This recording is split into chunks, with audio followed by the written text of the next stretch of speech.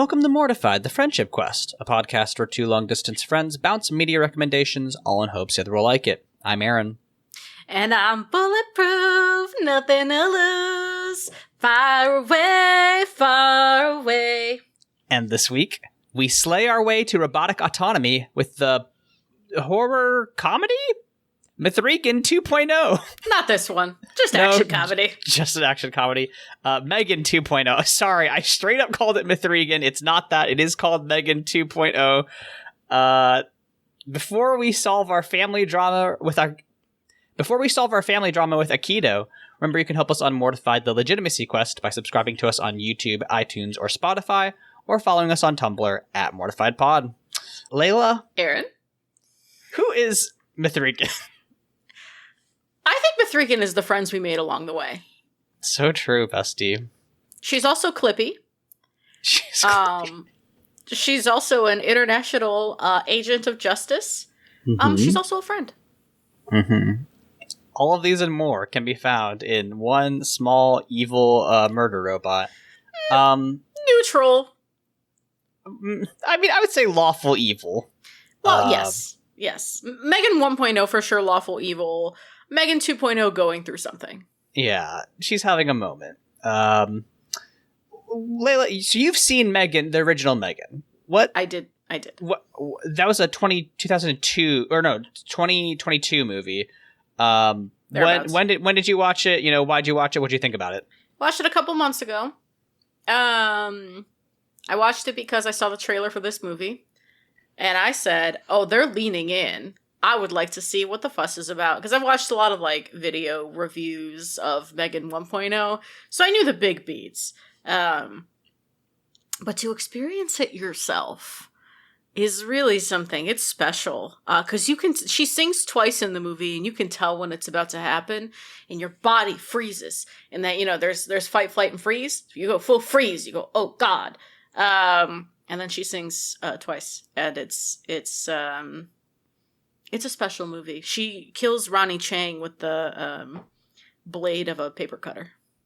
Yes, you really did good. share both of these clips with me last night, and I was delighted to watch those clips. It's a much, just from watching those on YouTube, it seems like a much more starkly shot film.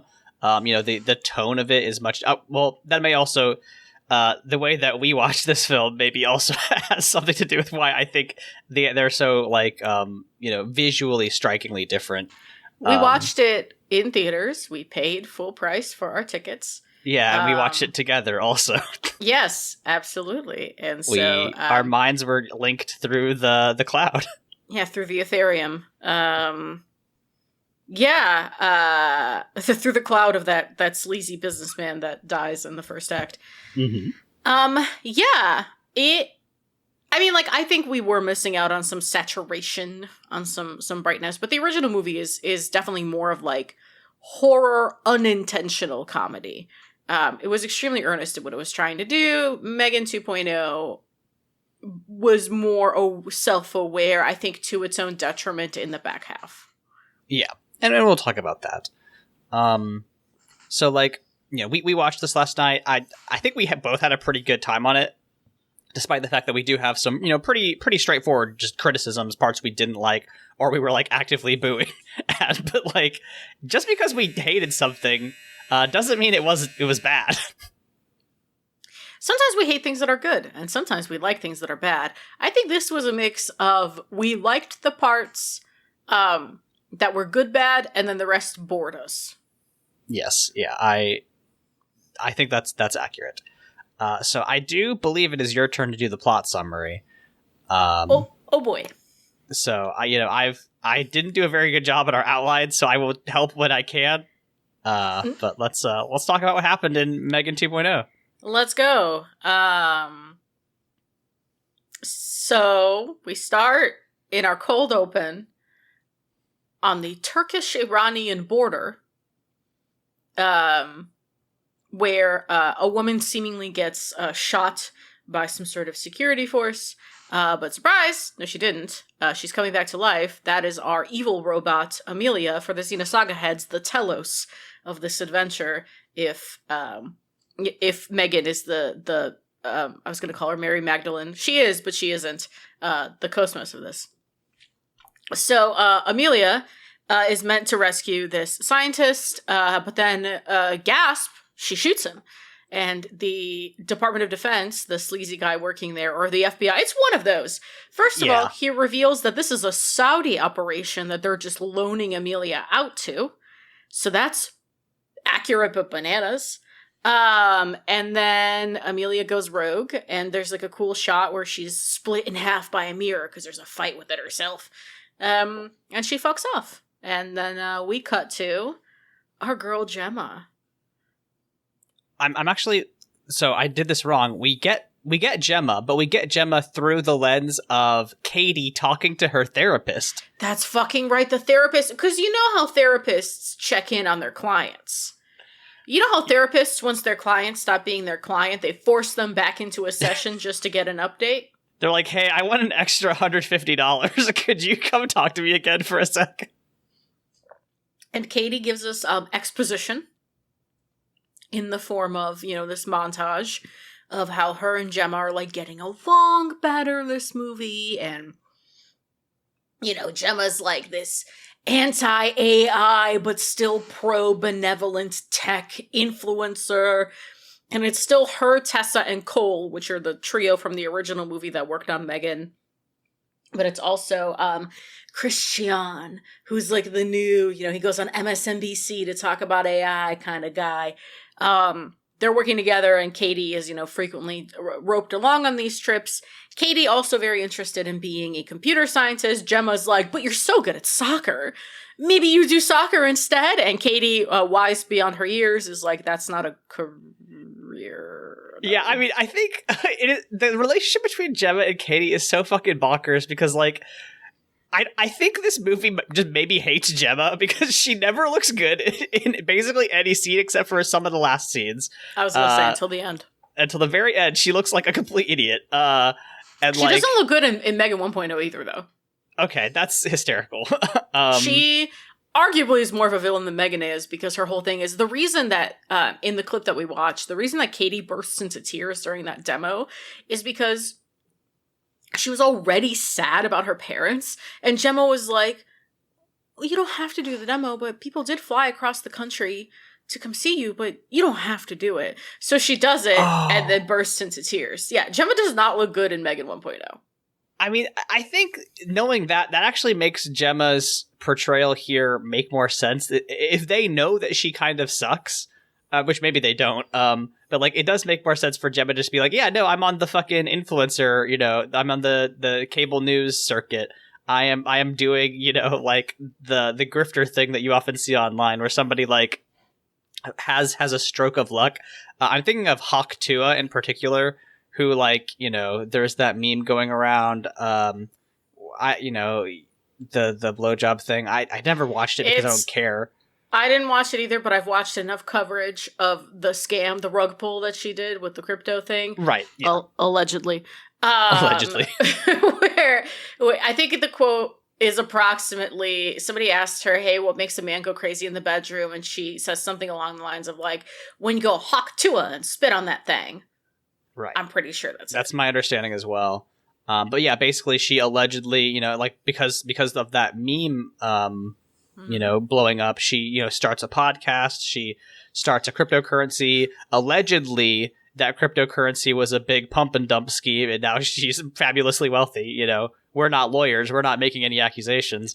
But like that's what I kind of see in Gemma here, which is like, oh yeah, I made an evil robot and it killed 4 people, a little boy and a dog, I believe is the body count listed in this film. 4 people and a dog, yeah. Ronnie Chang, the guy who leaked the M3gan designs to the rival toy company, the neighbor's dog, and that little boy that harassed Katie and M3gan.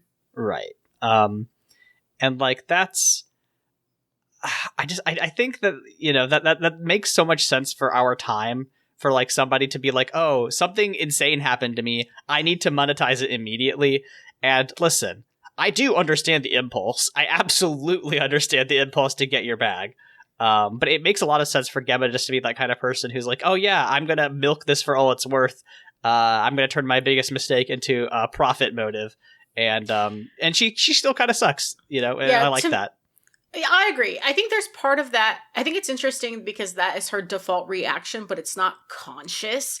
Like, right. I don't think her being like, hey, I'm going to write a book and go on TV and shit. I think it's just the logical next step in her universe. Right. And what her motivation reads as to me is very much, oh, I wasn't there for Katie in the beginning. I'm going to fully overcompensate now. And the way she overcompensates is very glamorous, tech influence, that world sort of thing. Mm-hmm. Right. But anyway, Gemma is during this montage late to a demo for an exoskeleton that is actually pretty cool. So Tessa and Cole have to kind of do it themselves in front of an investor. Cole accidentally punches the investor in the exoskeleton suit. It doesn't go well. They're mad at Gemma because she's never there. And then we get one of the early, I'll say, antagonists of this movie. Guy rolls in on this like hyper futuristic chair. He is unable to walk. His name is Alton Appleton, which I think is hysterical. You pointed out that Alton, we're getting to Elon territory, and Appleton, Apple the company. Great name. Right. Yeah. He comes in, he makes a bid on the exoskeleton, and Gemma gets into this like fight with him because she's like, I don't want your money because I'm not going to link my exoskeleton to your brain chip, Elon. Because you basically covered up that people got hurt during the trial. And she's like, what can it even do? And this is the dramatic moment where he stands up from his futuristic wheelchair. But still Gemma's like, no. And he invites her to a party if she changes her mind, I think. Mm-hmm. So that's my understanding. I also want to go back real quick. So you mentioned Christiane. So Christiane is like her, basically love interest and also like partner in trying to like basically pass these anti-AI bills in Congress. And basically he's introduced as kind of, like she's interested in him. But like, I don't think that there's a lot there. We're not seeing a whole lot of, the introduction of the character is very quick in a way that doesn't let us get a whole lot of him. But like the first major scene with him is that like when he's like at their house, at Katie and Gemma's house, and he's doing the thing where he's asking about what she wants to be, and she's like, oh, I want to do computer science, and Gemma's like, no, you want to do professional soccer. And the thing that Christiane says is, I think it's actually great that you want to do computer science. I think we need smart kids like you running things. Otherwise, you're going to end up with paperclips. And that theme of paperclips kind of goes throughout the entire film. But basically, he tells the story of like, if there were to be an autonomous AI, it would discover, and you give the command to make paperclips the most efficient way possible. And it would find out that the most efficient way to make paperclips is to like kill people. To get them out of the way, to make sure that they're not stopping it from making paperclips, right? And this theme of like AIs killing humans because of efficiency, and like this idea of paperclips, you foreshadowed it, but it literally shows up in the last shot of the movie. But like, I just wanted to bring that up because it is like the kind of the thematic core of this film. Yes, and it matters for Christian's eventual reveal. Yes, and I think it is important to note that Christiane is really giving Walmart brand malnourished Zachary Quinto to me. I think it's the eyebrows. So if you're trying to get a read on Christiane's vibe, that's kind of what it is. Anyway, Katie's sad. Obviously, she gets into it with Gemma a little bit about the whole soccer career path thing. She goes upstairs and she starts coding on her iPad, #iPadKid. And the last thing we see her do is in code add principle morality, which I thought was objectively hysterical. Now, I'm trying to learn RenP for a thing that me and Leyla are working on. And that is actually just what coding is. You just like say, add underscore anime, enter parentheses, good and close parentheses. And that's how you code. Yes. Here's the thing. I'm actually thinking about, I'm saying this out loud. It's like, oh, this is why people like generative AI, actually. It's because Yes. that's how Gen AI works. It's just you just say beautiful anime woman, big breasts, beautiful, huge, humongous honkers, 100, loves me, doesn't think I'm a creep, big breasts, enormous, and that's what the machine takes that and generates some slop. But like, I don't know. This movie is ostensibly pro AI in a weird way. But like, it is such a strange thing to be like to talk about this movie in the context of generative AI, as well as like the concept of artificial personhood. But like, yeah, I don't know. I'm just thinking about the coding in this movie. Just makes me think of like that's why people like Gen AI, because it makes them feel like they're doing something when in fact they're just typing in garbage commands. Gen AI lets people feel like they're doing something without the grueling uphill slog of failing constantly and learning from your mistakes. What they are not appreciating is that that also robs you of agency, and it robs you of the experience of making a decision on what you actually value as important, not in like a philosophical way, but in just like a purely executional craftsperson way. Which I think this movie does not reckon with at all, because the thing it's saying about AI is purely in the space of artificial personhood, which is it's just a strange choice. And again, the things that don't work for us are this movie's like moral bloviating. Right. The part that do work for us is all the funny stuff that happens in the first part.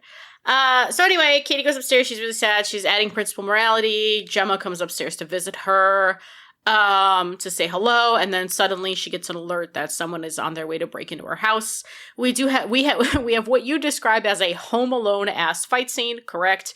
It seems like Gemma's in-universe version of Alexa, Elsie, activates and just starts sending fucking Roombas at these guys, and turning drawers out and doing all sorts of shit to get them to fall. And Katie does get a little Aikido moment where she twists a guy's arm and shit, and it turns out this is the FBI. Which, like, this isn't inaccurate to what the FBI or any police force in the United States does sometimes, which is enters a civilian home, without declaring a warrant, with tactical gear on. But like, I mean, I don't know what it's. It is just very funny to be like, hey, wait, no, we're the cops. Stop beating the shit out of us. Yes. This is also where we get introduced to side character and mega douche Tim Sattler. Tim Sattler is the one in the beginning who gave discount Hillary Clinton the works when she came in as a sex date and was like, you can't do this without me. And he's like, baby, we're just loaning out the equipment. We're not doing anything without you. So he comes in, he's a huge douche. He basically tells Gemma that they kind of suspect her of making Amelia go rogue, and also that Amelia right now is hunting down everybody that had a hand in her creation, so Gemma could very well be next. And this is around, once Sattler leaves, this is where we find out Megan is still very much alive. She was absolutely inside Elsie, and she wants her body back to protect Gemma. And Gemma's compromised because she realizes that she is no match against, Megan, but stronger, is she puts Megan in that Furby-looking ass thing from the trailer, a little friendly robot body, with no connection to Bluetooth or the internet until she can prove she's a good girl. It's a really good choice. It's hysterical. She's little, she's blue, she's round, she's friend-shaped. It's good. They even give her like little anime eyes as opposed to like her creepy doll eyes when she gets her full body. It's just really good. I think it's such a smart choice. You taught me about how, character and art design really has an impact on how people feel about it. And like when you say friend shaped, you mean like she is all, basically round edges. She's like light or like teal essentially.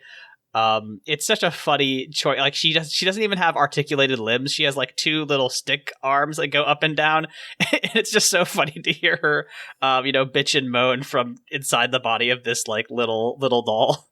it is very, very fun. It's a great choice. She's very friend shaped, which is making me miss somewhere in the annals of Mortified history is a diagram I drew where I break down the shapes of Darth Vader's helmet and call him friend shaped, and I stand by that. Darth Vader is our friend except for the child murder. Anyway, Megan says that Gemma should go to Alton Appleton's party. I forget what the contrived reason is, but basically she's like, you should go seduce Alton, get access to his resources. And so they put Gemma in this like sparkly dress. So she goes and she meets Cole there. Cole already has a swipe card to the buffet. So he's there surely hearing all now on his many offers. Wearing, by the way, yellow shutter shades. It's so good. It's a great look. What a fantastic costuming choice. Thank you so much. But, oh my god, what's this? Amelia is already there in a beautiful gold gown, seducing Alton actively. And she gets into his bedroom for the most uncomfortable scene in maybe all of cinema, where he's just, like, making out with her completely still face. She grabs his retinal scan, puts herself in the cloud, and kills Alton. But not without making him, because he has that brain augment, so she hacks his brain augment and makes him watch her tear his spine out. It's really good. You know, there's not a whole lot of scenes of genuine terror in this, but like, just like conceptually, it's such a fun thing to be like, oh, you're going to watch your own death from your killer's point of view. It's very Fallout to me. Yes. There's something about it that's giving Fallout. Anyway, so Megan hijacks a sports car, sure, and drives Cole and Gemma home to where Katie is with Tessa. Tessa's watching Gemma. Unfortunately, Amelia has figured out how to like hack the exoskeleton prototype that's there and starts choking Tess out, which I actually really liked as a visual. I thought that was a lot of fun. Yes. This just like shoulders, spine, hip thing just hovering over Tess like a paper ghost and choking her out. I thought that was a cool use in a franchise that otherwise has very chunky robots. And then they take... Megan apparently has built a bunker. And my favorite line from this is the one that you also wrote down, which is Gemma's like, how did you do all this? And Megan's like, Katie doesn't need to know how credit fraud works. It's really good. Katie goes to her room because Megan built a replica of her room down there, and Megan shows her face because Megan does have a prototype body down there where she's just like half forklift, half exoskeleton with incredibly creepy eyes and teeth. Mm-hmm. Yeah. I mean, I think there's something to be said about like why when we are trying to create like that uncanny valley effect, we keep eyes and we keep teeth. Like those, like, you know, when you're trying to be like, oh, this is something horrific, right? You never have a biblically accurate angel that's all ears, right? That's not right. Scary. But like when you know, you get a bunch of eyes and when you see teeth, I think there is something. I mean, I think you can read it as like, okay, one, it is uncomfortable to be watched in some way. Like when you know something is watching you, you know, you have that kind of sense of dread. You know, I don't know, maybe that's just because I don't like being perceived, but like, you know, generally in horror, right? Like it makes you feel like you're being hunted. And then teeth is an interesting visual motif. Again, you get that like, the like eating, right? Is the main reason why you might show teeth. Teeth are also useful in horror because like you can like scatter them around like little clues, like, oh, here's a clue that something scary has happened. You know, you put a tooth in the wall, right? But like when you're trying to do that with a robot, I think it is an interesting way to like show that Megan is trying to be human. I mean, obviously, right, if you're going to like have a conversation about movies in the last, you know, 10, 20 years that are doing robots trying to be human, it's Ex Machina, right? If you want like an actual conversation about that, you watch Oscar Isaac and that other guy, you know, act their hearts out, and Alicia Vikander, I want to say. I don't remember who's in Ex Machina, but you know, great movie about like actual, you know, robot autonomy. But I don't know. I'm just thinking about like the ways in which genre, especially genre when you're trying to do like robot horror or doll horror, uses like the human anatomy to create a sense of dread. And like I think it works here because like it's not scary, but it is like it is meeting that line between like horror, where it's like, okay, you know, obviously this is kind of a creepy looking, you know, M3gan doll, but also like it kind of evokes sympathy because M3gan's not really sad, like scary, right? She's kind of sad, and like you can kind of bond with her over the fact that like she is still trying to, you know, she's trying to emulate Katie, she's trying to be Katie's friend, but you know, she is only like a facsimile of a human in that way, which, you know, lends sympathy to you wanting to like have her get her body back, because, you know, when she gets her you know, little body back, it's like, yeah, you're cheering, she's so cool and fun, and yeah, I don't know, I don't think that's an especially deep thought, but I'm just kind of talking through my feelings about it. No, I mean, I like what you pointed out in terms of like using the human-based, human-centric body horror to like have impact in the doll space, right? I like that idea a lot, and I'm wondering if there's like other movies that do it more successfully. I had one just come to mind. Oh, there's that new Companions movie too, or Companion, where basically oh, hello fly, go fuck yourself, please. Where basically, I think the premise is that this guy has like an AI girlfriend, and she doesn't know she's an AI girlfriend, but she eventually becomes like self-aware and kills him. I think it's massively reductive of what that movie's about, but I do wonder if it takes advantage of any of the body horror stuff. Mm-hmm. Anyway, while at Alton Appleton's party, M3gan does #tap into the you know, cloud servers and hacks the world, and in the moment where she's in the server, she like takes something from Amelia, like she hacks into Amelia and takes some sort of quantum core out of her. Amelia recognizes that this is happening, comes down to the server room where her and Gemma are, and Cole, and they have to like now escape from this party where Amelia is hunting them. It is, oh, I was already at the bunker, whatever. This is gonna be a nightmare to edit. Anyway, so Katie, we talked about the credit fraud stuff, so yeah. I'm just going to go back here, and then hopefully when I edit, I will remember what I just did. Yep. Anyway, so back in the bunker, Katie has a heart-to-heart with M3gan on her tractor legs, and she convinces Gemma that she's good now, and she just wants to help. Obviously, the other option is that they just live in this bunker forever, because M3gan's like, well, I don't know about you, but I can't protect you in this form from like a better version of me. So they build her a new body. She wanted to be taller, and she did get to be taller. But Gemma insists on a behavior inhibitor. We learn that this behavior inhibitor also comes with a curse word filter, which I think is hysterical. And so we find out that M3gan, at some point during the party, there was like a moment in a server room. She hacked Amelia's memory and like stole some sort of file from her, some quantum memory, whatever. And so they discover that Amelia is trying to find a chip, a motherboard that was a copy compressor algorithm that got put into a cleaning robot that started trying to kill people. Here we have the paperclips theme coming back. You say in the most explicit way.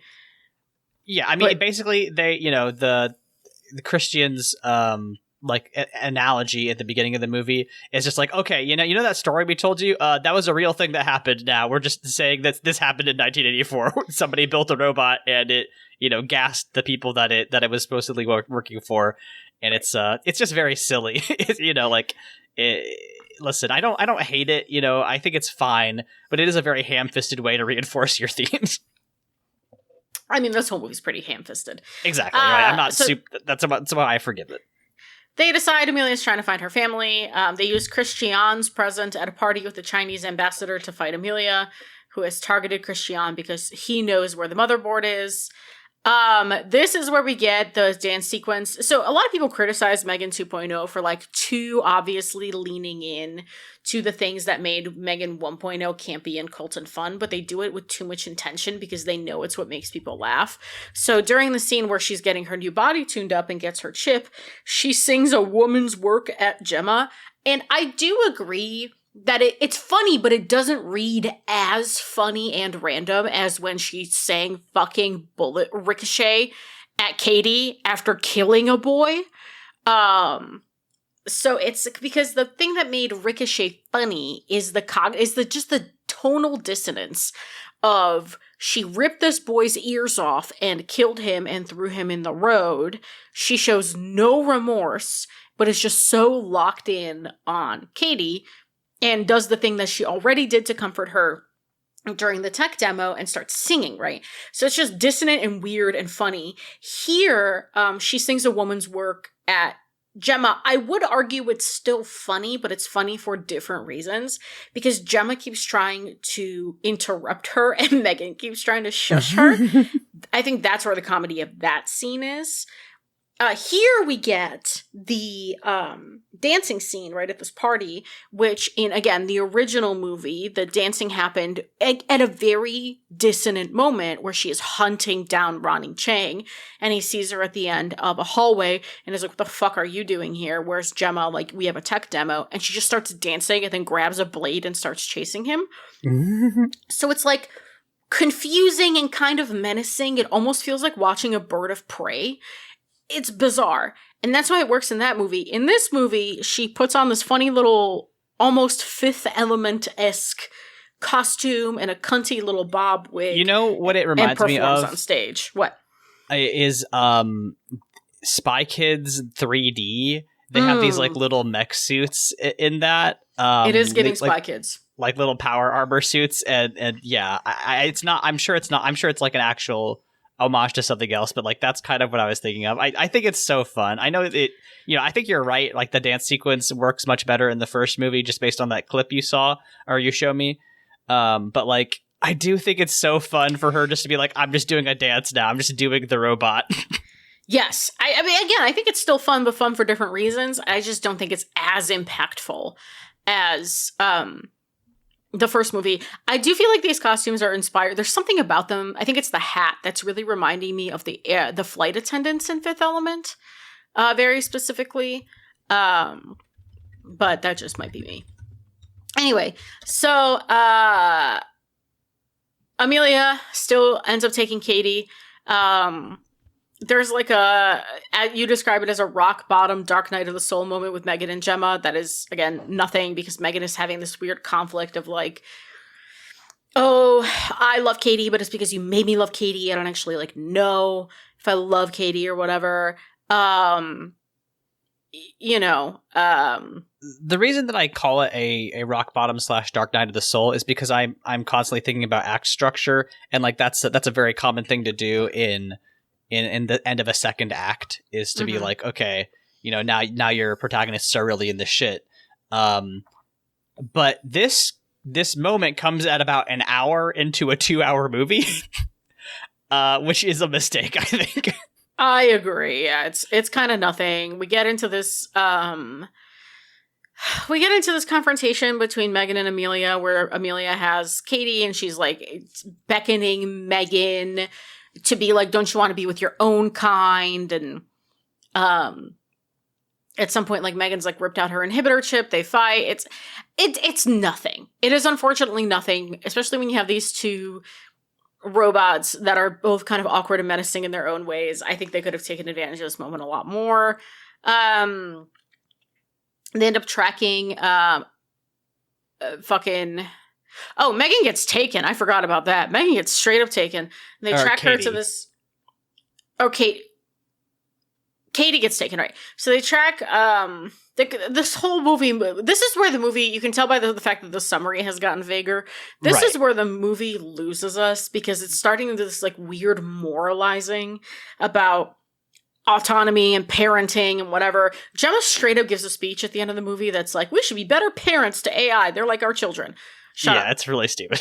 Stupid.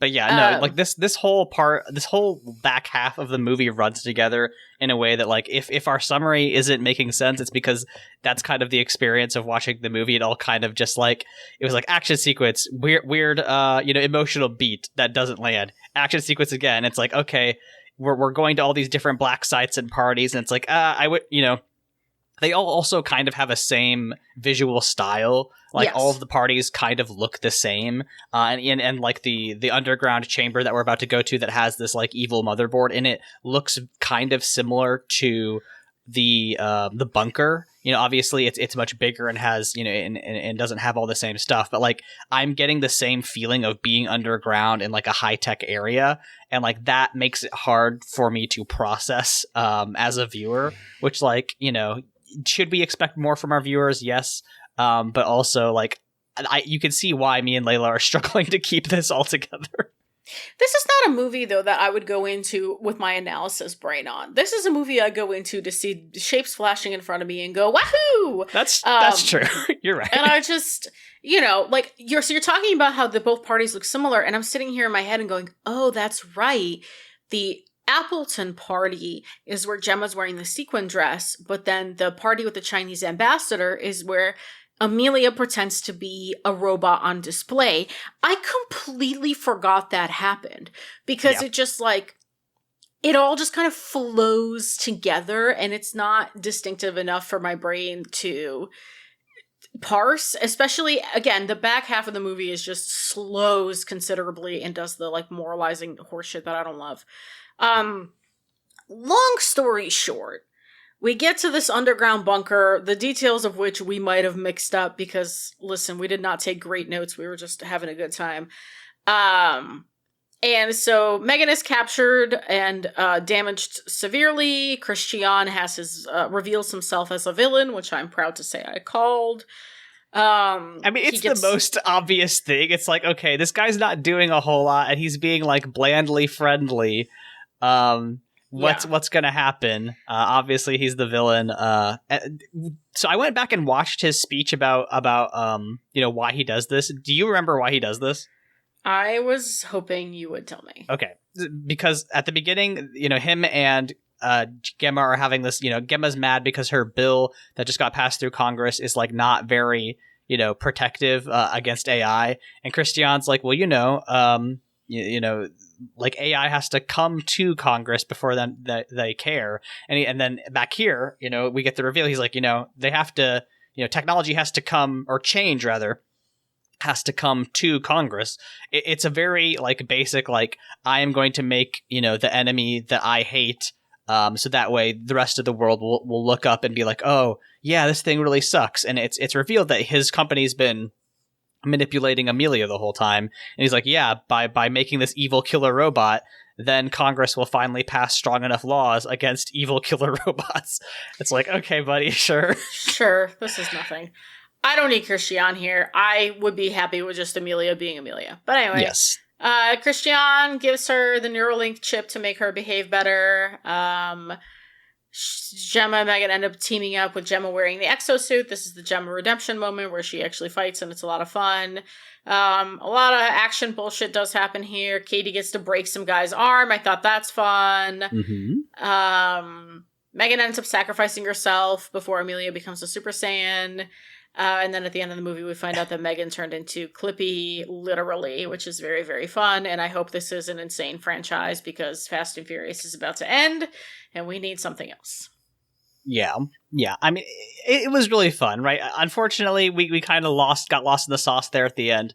But like, there are some kind of fun bits. Like, I really do like the bit where you know, Gemma gets that exosuit on, and then her and M3gan like fight in tandem, or like at some point Gemma gets knocked unconscious, and M3gan takes over her, like, you know, her musculoskeletal system essentially, and like Gemma, they all have such similar names to me. Gemma's hair is like hanging down over her face like she's in the ring, but like she is still fighting all these dudes with like her face obscured by her hair because M3gan's piloting her. And I think that's really fun. It is like an inversion. It's like, okay, you know, you created me to be autonomous, now I am inside you and I am puppeting you. Like, again, it's not that deep, but I do like the thematic like inversion there. That's really fun.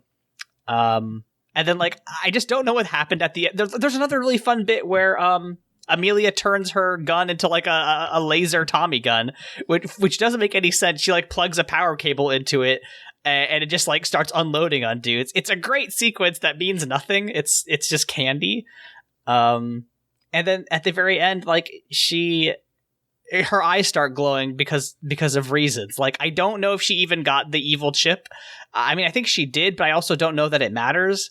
I don't know what's happening at the end of this movie. But also, like, I'm willing to forgive it so much because it does a final little sting where it makes M3gan clippy, you know, bringing the paperclip thing back into the end.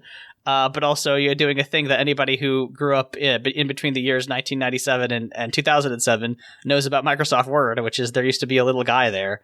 Damn, why'd they get rid of Clippy? I don't know, man. Me and Clippy out here in the trenches, though. No! Me and Clippy have a lot in common right now. Anyway. I'm sorry, I didn't mean to go there. It's okay, it's fine. It's objectively true that my project got canceled, and it's okay. Anyway, so this movie is the first half of this movie is so much fun, and I don't think I actually care that it's like self-aware and leaning into all the things that made the first one kind of uncanny and funny and a cult classic. We watched Fast and Furious go from, fucking stealing VCRs out of a truck to Ludacris is in space in a car with rockets taped on it, right? The guys from Tokyo Drifting are now rocket scientists. Okay, sure. And that's the vibe I was starting to get from M3gan 2.0 was just, okay, sure. And that's a good vibe for like a mindless movie to have. It's just the moralizing that really made me, it's just the pacing at the end of the moralizing, which the pacing was a victim of the moralizing. Right. It really got my ass. And I'm like, I don't need to hear anything about AI in the lens of personhood from these Blumhouse creatives. If you want to do the Fast and Furious thing and you want to make it all about hashtag family or something of the sort, sure. If you want to make it all about singing, dancing, serving cunt, and M3gan comes back next time as a super spy pop star, I will buy fully into that concept. Right. But it's just what it was doing did not hit for me. I'm trying to think about why they made that choice, right?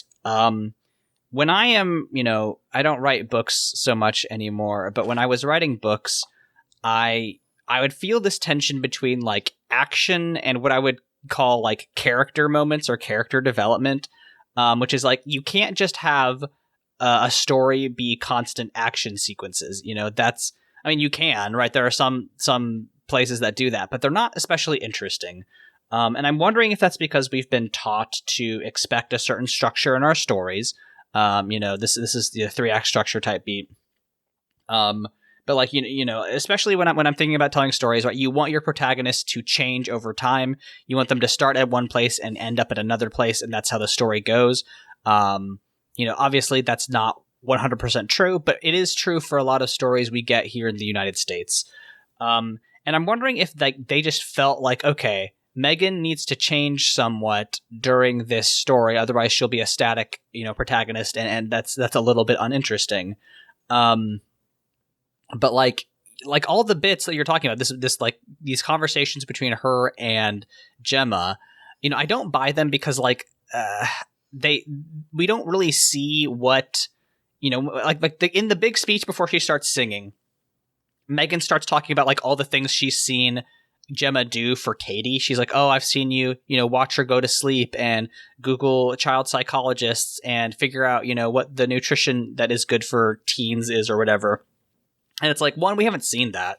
And two, it's like, I don't know why, we haven't seen that from Gemma either. We haven't seen Gemma be a good parent. We haven't seen, and we've only seen M3gan, kind of hate Gemma in that context. Like they are trying to bond over their love of this third person, which is generally a good technique to do, is to have two people in a room talking about a third person that's not in the room. But it's not believable and it doesn't land. I'm just wondering why they felt the need to try to include that when, I think, like you just said, we would have been perfectly happy if M3gan was just doing, slay bullshit constantly throughout the movie in fun little hypercolor outfits. Yeah. And I don't know if that's just people felt, the need to try to adhere to standard storytelling structure or not.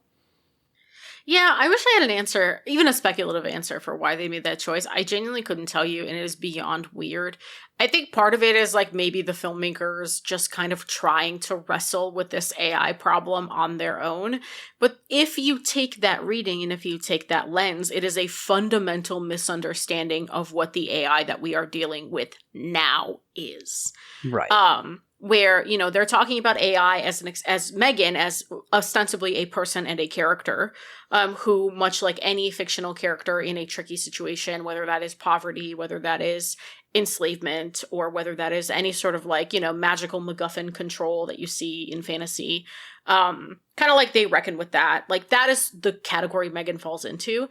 The Gen AI we are dealing with now is an extension of a solution without a problem. It is this race to develop new technology that isn't actually all that helpful and is frankly damaging to the environment, and now that studies are coming out about ChatGPT, it is detrimental to our brains.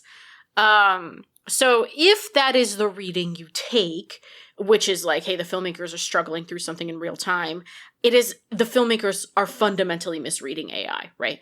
So I don't know. I really don't know why they took this. I didn't like that part of it. Can I pitch you an overarching plot line for what I think the next 2 or 3 Megan movies should be? Yeah, please. Okay, hear me out. I think the next 2 or 3 Megan movies, Megan becomes a sort of, kind of like Fast and Furious, the family gets roped into like a secret spy agency. I think we should absolutely lean into that direction with Megan. Alternatively, maybe even a mercenary agency, so it's kind of morally gray. And I think she should be the Hannah Montana of the spy agency world. I think pop star by day, and then she's living the best of both worlds, killing bitches at night. Everything comes back to Final Fantasy X too, huh? Yeah, and this is her real emotion. This is her 1,000 words, right? Uh-huh. And then I do think that's the Megan kind of character arc. And then, not character arc, character trajectory, let's say. There's not really an arc there. I think Gemma maybe takes a step back from technology and is like trying to live, laugh, love, trying to eat, pray, love, figure out her own way. And I do think that her realizing that Katie longs to have another parental figure in her life brings her back to Megan, and then maybe they kiss. See, I'm thinking a step beyond that, which is like, what if 2 lesbians were co-parenting, a young woman, but they were also divorced? They can be divorced and kiss. I guess that's true. I think the more toxic this Yuri becomes, the better. No, that's actually great. I do love the idea of this. Like, they're having this horrific, custody battle over this girl, but also they hate each other, and that makes them horny. Texturally in the movie, violence makes Gemma horny. So, alternatively, you get a third robot based on the stolen Megan designs to do some toxic Yuri shit with Gemma. Or maybe we do like a Princess Switched 3 situation where Amelia and Megan team up against this third clone of Megan, and then it also becomes a toxic Yuri situation. That would fall into the tradition of Fast and Furious, where every 2 movies, right, exactly, the villain becomes the friend. Yes, and I think that's important. I think that's important too. Listen, it's messy lore. I think we can come through it. I think we can come out on the other side of this with divorcee lesbians and pop stars. And that's, I think that should be most movies. And that's the best of both worlds. Exactly. Hold on. Let me take that again. I stuttered. And that's the best of both worlds. Hey! Applause. I definitely didn't fuck that up the first time. I forgot what I wish I remember what the riff was that she does after that. Because there's always like, in Hannah Montana, it's like, ooh, whoa, or something. You know, there's like a little riff. Oh, yeah. Does. No, you got it. You got it in one. Thanks.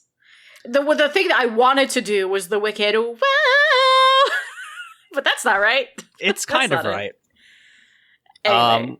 When we are not coming up with the best divorcee lesbian Hannah Montana crossover this side of ChatGPT, where can you find us on the internet? Oh, you sure can find me at LEYLSES at Blue Sky and also Tumblr.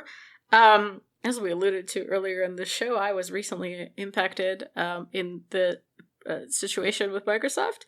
My project was the canceled MMORPG that people may be hearing about sometimes. Pour one out for me. Have some in the chat. Therefore, I'm catching up on personal projects. I recently finished, finally, my Lies of P study. Aaron said it was pretty good. It was very good. No. Stick to your guns. Aaron said it was pretty good. So, I didn't mean it like that. My friend Cole thought it was clever. Cole's a very smart designer. It's about Lies of P and how very, very smart the production is in terms of like how they reuse their assets and reuse their animations and the kind of way in which they built their art direction in order to be as efficient and creative as possible and play into their constraints, which is like a hobby horse of mine.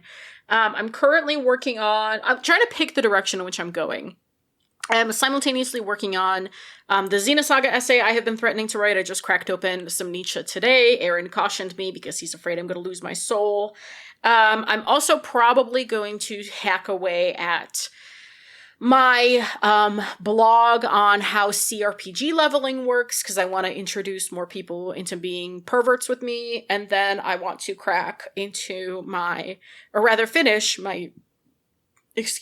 I want to finish my case study on Final Fantasies 7 through 9, in which I also talk about the art direction and the evolution of how the Square Enix team at the time got around the constraints of PS1 hardware, which is quite famously very inefficient, if you know anything about the PS1. So that's kind of what I'm up to now. If you are a game dev and you know someone who's hiring art cinematics producers, hit me up. Anyway, Aaron, where can we find you? You can find me on Blue Sky at AAVoit, Tumblr at Monster Factory Fanfic, and on YouTube at AAVoit, where I write about tabletop RPGs. My latest video is on The Ones Who Walk Away from Omelas and some games that are based on that. So that sounds interesting. Check that out. Our theme song is Obsolete by Keshco from the album Filmmaker's Reference Kit Volume 2. You can find more of their music at keshco.bandcamp.com. Leyla, how shall we say goodbye to our AI friend? Well, Aaron, there's no nutritional value to an eggplant. So true. We'll see you all next time.